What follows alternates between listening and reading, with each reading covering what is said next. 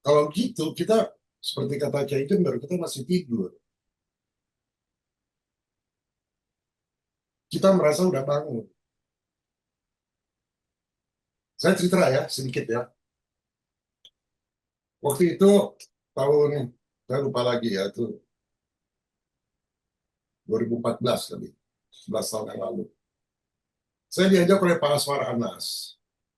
Dia punya namanya Yayasan Ekonomi Islam Indonesia. Islam semua. Lalu dengan warganya dan Pak Timbang, lalu tokoh-tokoh NU dari Lasem, saya diajak ke Pacet. Sana ada pesantren hebat. Nah, miliknya Ki Haji Mahfud. Ki Haji Mahfud itu punya 4 istri dan istrinya harmoni semua. Kekayaannya 4 triliun. Dijemput di Surabaya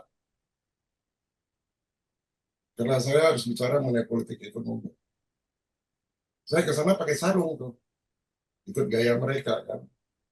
Jadi ketika masuk ke satu pondok pesantren dan pemimpinnya Kiai Mahfud, anak-anak di pondok pesantren itu berarti pikirannya dikuasai dari luar oleh pemimpin pondok pesantren. Dan pemimpin pondok pesantrennya dikuasai oleh dia punya indoktrinasi. Betul nggak? Iya, betul. Misalnya jadi pengacara. Lalu nomor 2, dia sadar nggak bahwa pikirannya diprogram. Misalnya ya, anak-anak di pesantren itu kalau punya kesalahan dipecut.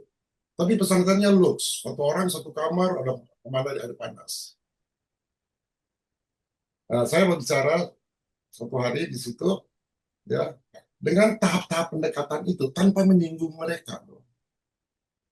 Jadi saya nggak bicara soal Islam, saya bicara soal mulai pikiran yang dikuasai dari luar. Sehingga secara nggak langsung mereka pikir, oh saya juga udah dikondisikan dari luar nih ya.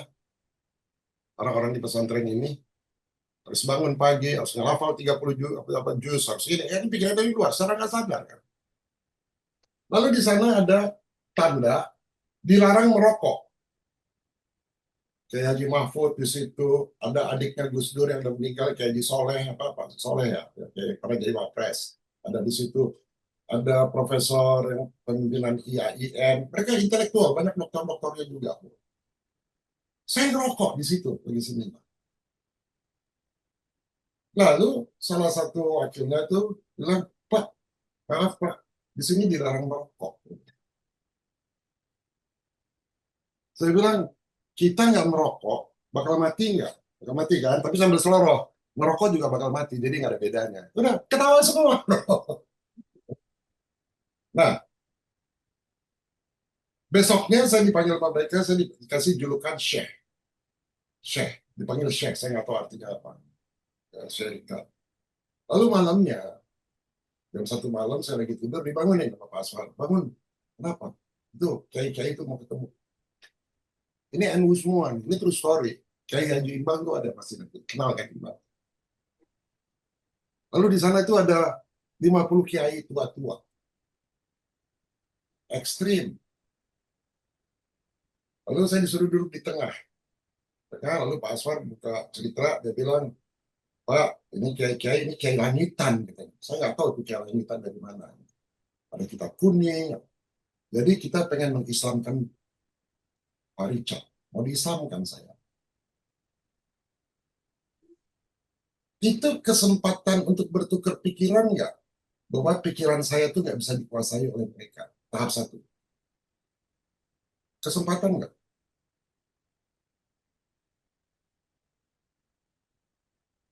Halo? Iya. Oke. Iya. Berarti mau islamkan kan? Berarti ya? Iya. Saya bilang, Pak, Ya. mau islamkan saya. Oke. Mau islamkan saya kan? Boleh nanya nggak? Boleh. Tuhan itu siapa, Pak? Terus saya minta tuh jawaban. Semuanya beda tuh, mirip-mirip, tapi beda tuh. Berarti kan sesuai karakter mereka kan?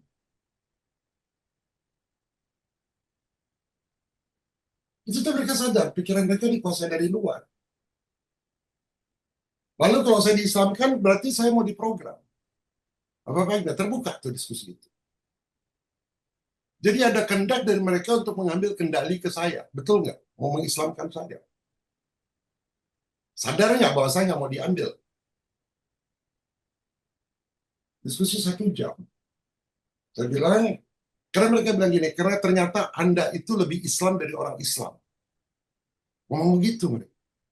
Saya bilang kalau begitu, saya lebih biar aja Tuhan yang mengislamkan saya, jangan Bapak dong. Levelnya terlalu rendah, dengan maaf ya.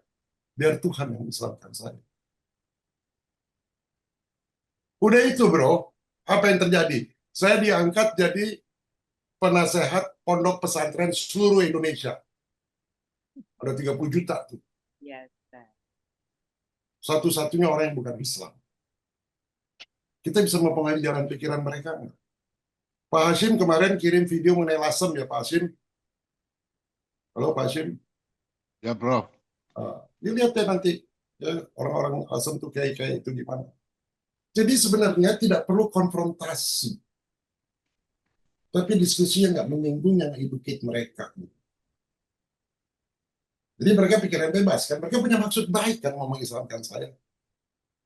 Punya maksud baik. Nah itu saya sampaikan, apakah bisa nggak kesadaran kita melampaui pikiran kita?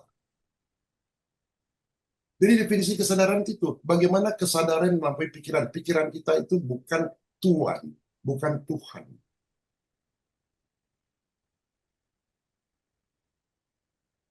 Dan mereka ujung-ujungnya kan duit. Saya bilang, kenapa? Pesantren-pesantren itu kamu nggak bikin kayak Pmart, kayak Indomaret. Kalian kan punya, semua pesantren punya tanah. Kenapa nggak bikin toko Pmart? Saya biayain nanti. Saya bilang, wah mau semua tuh, gampang ngebeli mereka. Ini terus sore. Nanti lain waktu saya akan undang Imbang gitu ya, Haji Imbang, kayak Haji Imbang, provokator di situ. Berubah semua pikirannya. Jadi sebenarnya kenapa kita nggak khawatir kan?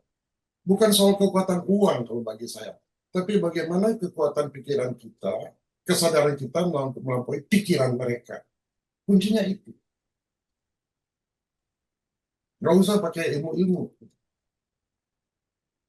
Karena saya sudah membuktikan itu dengan 50 kiai yang umurnya udah 80 tahunan. Pak Aswar udah almarhum. Oleh karena itu saya nggak gitu khawatir, Pak. Karena kalau kesadaran kita, kemarin tesis kita, kalau kesadaran kita udah bangun, kita nggak bisa dikendalikan oleh siapapun. Udah lupa lagi tuh.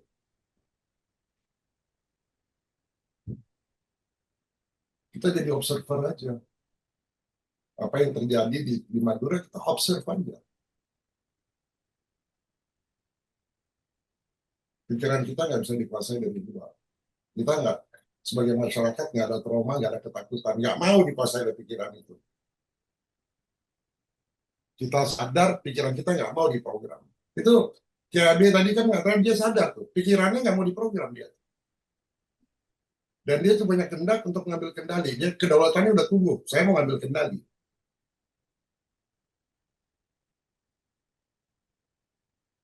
Udah tahap 3 tuh tadi. Nah, sekarang tahap yang kelima itu gimana? Kesadaran melampaui pikiran mereka itu. Di situ kita punya kesadaran yang berkedaulatan penuh sebagai observer. Itu Bu DF, tapi Bu DF saya soalnya. Halo. Iya.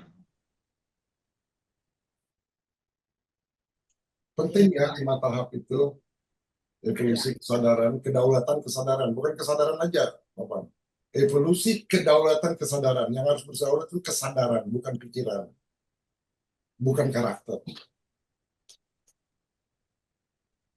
Komen, kritik, anggapan.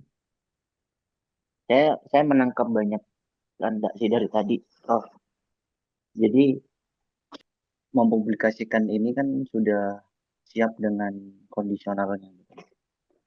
Dalam artian bentuk kenyataannya ya kita mempublikasikan ini kan sudah siap dengan kondisionalnya.